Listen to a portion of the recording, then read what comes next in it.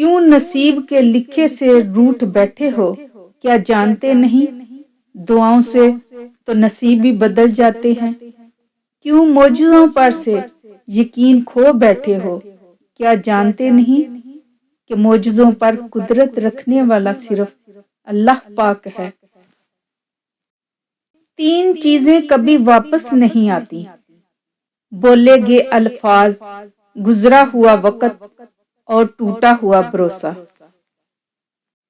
میں نے ایسے بھی لوگ دیکھے ہیں کہ ہر چیز اجڑ جاتی ہے، کنگال ہو جاتے ہیں، لیکن زبان پر پھر بھی یہی بات ہوتی ہے: اللہ پاک جو کرتا ہے وہ بہتر کرتا ہے، اللہ تیرا شکر ہے۔ نیکیاں کرتے جاؤ، دریا میں ڈالتے جاؤ۔ جب کبھی زندگی میں طوفان آیا تو یہی نیکیاں کشتی بن جائیں گی۔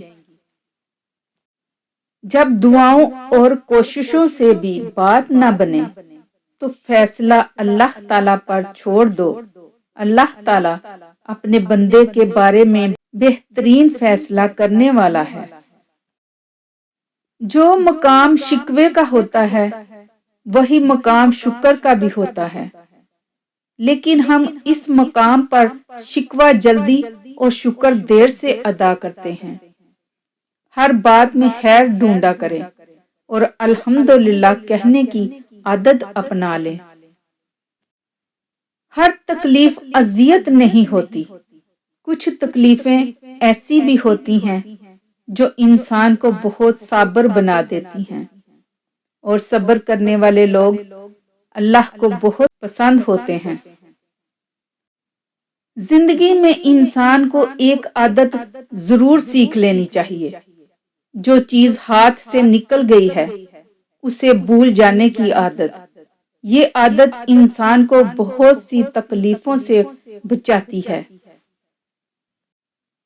خالی سجدہ کر لو، جب تک سکون نہ ملے تب تک سر مت اٹھاؤ۔ جب راز دریافت کرنا ہو تو خاموشی ضروری ہے۔ شدید دکھ ہوتا ہے جب ہم کسی پر اندھوں کی طرح اعتماد کریں اور وہ ثابت کر دے کہ ہم واقعی اندھے ہیں۔ جاہل لوگوں سے کم مل، ورنہ وہ تجھے بھی جاہل بنا دیں گے۔ کبھی کبھی خاموش رہنے کو بہت جی چاہتا ہے، مگر اس ڈر سے خاموش رہا نہیں جاتا کہ ہمارے اپنے یہ نہ سوچ لیں کہ ہم ان سے دور بھاگنا چاہتے ہیں یا پھر خفا ہیں۔ کام کی آسانی نہیں بلکہ اپنی بہتری کی تمنا کرو۔ مشکلوں سے گھبرانے کے بجائے مزید ہنر سیکھو۔ مسائل کے خاتمے نہیں، عقل میں اضافے کی خواہش رکھو۔ بابا جی فرماتے ہیں، اچھی لڑکیاں اور لڑکے اپنی اداسی کو گانے یا ڈرامے دیکھ کر دور نہیں کرتے، بلکہ نماز، قرآن اور دعا سے ختم کرتے ہیں۔ پھل نہ درخت کے ڈالے کو لگتا ہے نہ اس کے مضبوط تنے کو، پھل لرزتی ہوئی عاجز سی شاخ پر لگتا ہے۔